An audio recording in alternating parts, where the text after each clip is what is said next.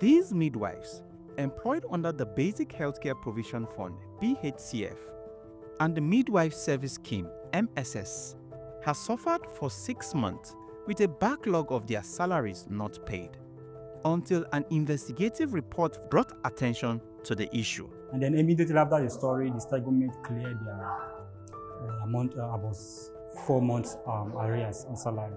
So Spark 2 have impactful both for me and my readers. Across Nigeria, communities are experiencing a quiet revolution, one driven by stakeholder collaboration, critical reporting at the grassroots, and the power of radio. At the heart of this change is the Strengthening Public Accountability for Results and Knowledge (SPARK) project, funded by the International Budget Partnership (IBP). So for healthcare, we're very familiar with the poor health indices in Nigeria, high maternal mortality rate, high neonatal mortality rate. So that was focused on is ensuring that the primary healthcare delivery system works for people by ensuring that the funds that are allocated for that sector are adequate and they're released and they're spent. What the project is about is that we sought funding from IBP. The funding is used to, one, train journalists, because these are technical areas. If you are looking at, policy issues, budgetary issues around agriculture and around health issues, primary health care. So we train journalists, we appoint mentors to work with the journalists through their field work, and then they come up with reports. The SPARK project has rolled out 2 phases, SPARK 1 and SPARK 2, focusing on health and agriculture. But SPARK 2 introduces an essential new element, SPARK Radio. So I think we started the COVID year when there were lots of concerns regarding the lot of smallholder women farmers. That was the first project. I was also there at the SPARK 1 and also at the SPARK 2. Coincidentally, I focused on agric for the first one, and this one again, agric. During the SPARK 1, I did a story. It's on a basic healthcare provision fund.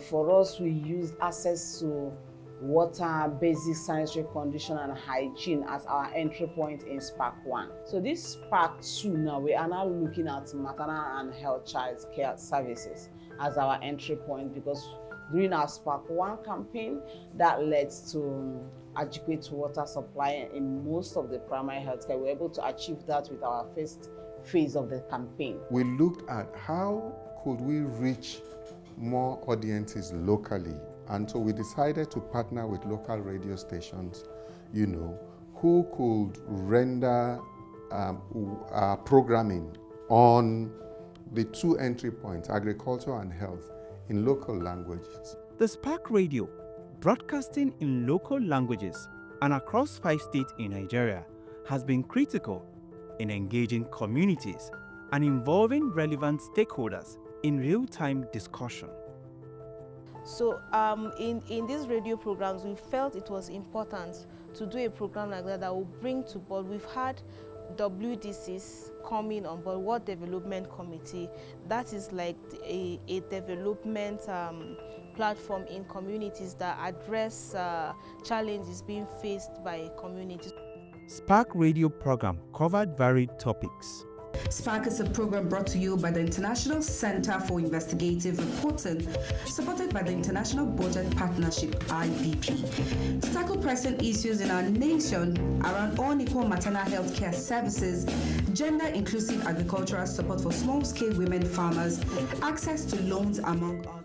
And when this program started, it gives chance for the audience to call and ask questions. After the radio program, you will hear many of them will call us for some trainings because it creates a very big awareness.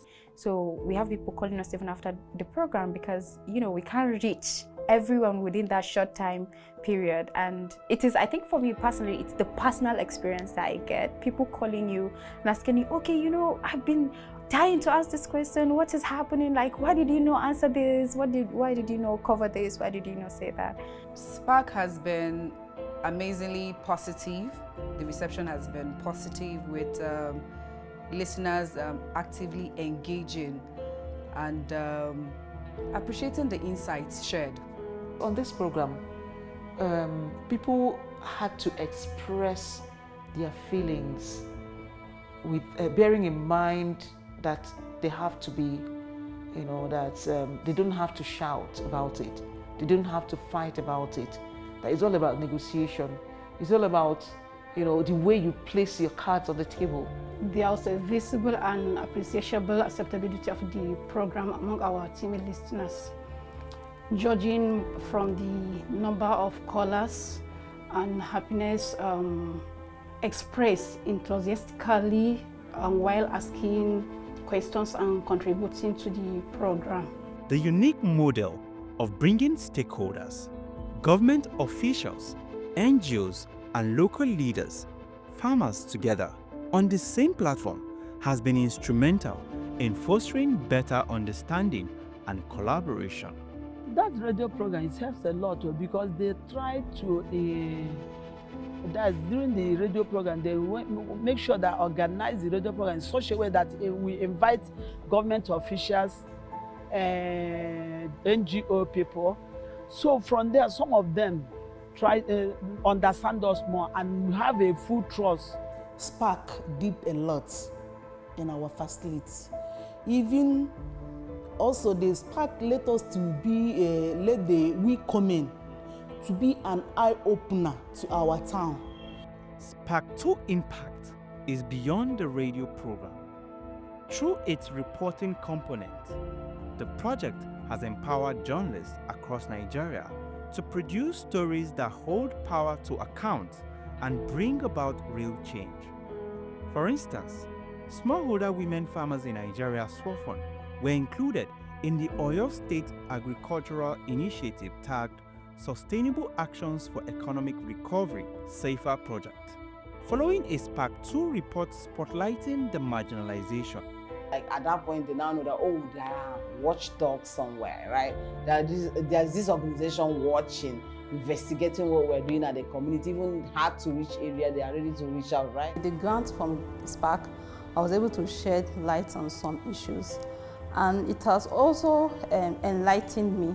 The training we had, mentorship, it showed me new aspects of reporting, especially with data reporting on agriculture and women farmers. It really helped, especially for somebody like me that is leading a particular department in my organization, that I also need to at least share those kind of training with others. The training was just the beginning. Fellows received mentorship and funding for field work. That mentorship and concept, it has been so impactful, but it will shock you that sometimes, even outside ICIR job, if I'm facing some kind of challenges in the course of the project that I needed to execute, I do reach out to some of them. I also cannot forget my experience with the mentor and the editor. Spark 2 project also worked with stakeholders, NGOs, government bodies and local organizations to amplify the report for impact. We apply a strategic accompaniment approach where basically we're coming alongside these movements, these community-based organizations to achieve their advocacy ends. There are people who call WDCs, right?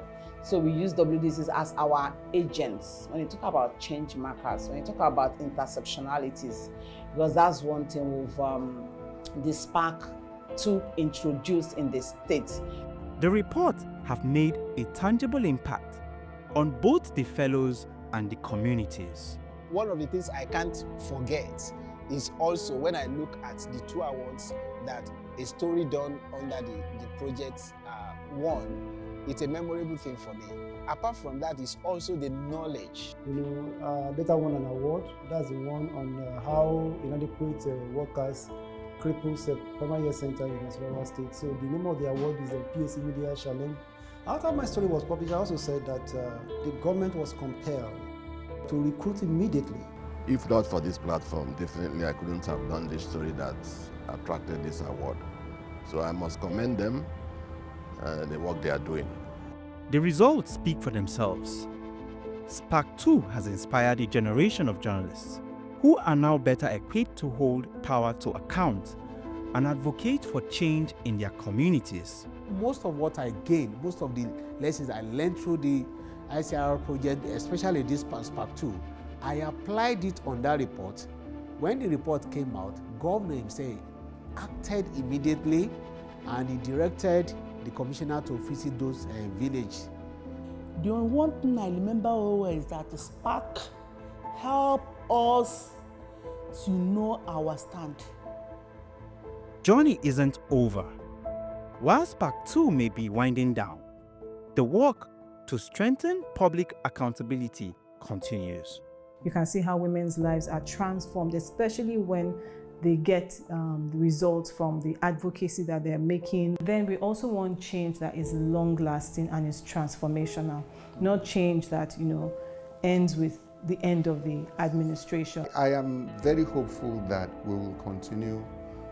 If it is not Spark, because from time to time their thematic focus might change, we'll continue to be able to do the work that we do. As Spark 2 concludes, it leaves a legacy of impactful reports, trained journalists, and empowered communities.